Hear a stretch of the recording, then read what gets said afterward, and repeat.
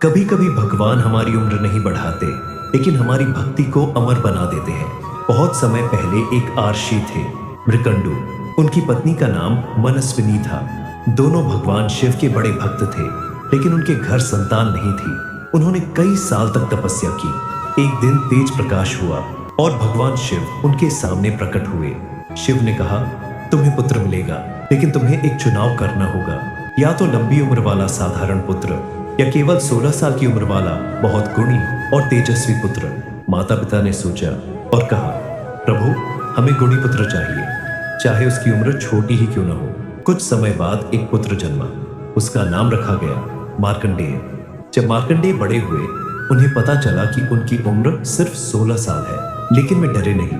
उन्होंने कहा, अगर जीवन छोटा है तो मैं हर दिन भगवान शिव की पूजा करूंगा। वे रोज शिवलिंग के सामने बैठते, ओम नमः शिवाय का जप करते, महामृत्युंजय मंत्र पढ़ते। उनका मन पूरी तरह भक्ति में लगा रहता था। फिर वह दिन आया जब वे 16 साल के हुए।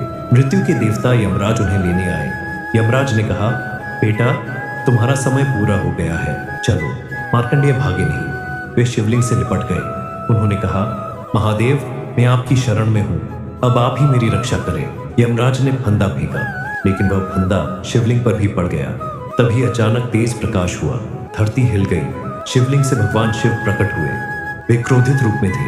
उन्होंने कहा, यह मेरा भक्त है, इस पर मृत्यु का अधिकार नहीं है।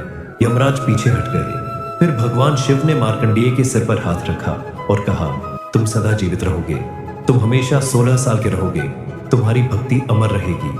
मार्कंडेय की आंखों से आंसू बह रहे थे। वे डर के आंसू नहीं थे, वे खुशी और कृतज्ञता के आंसू थे।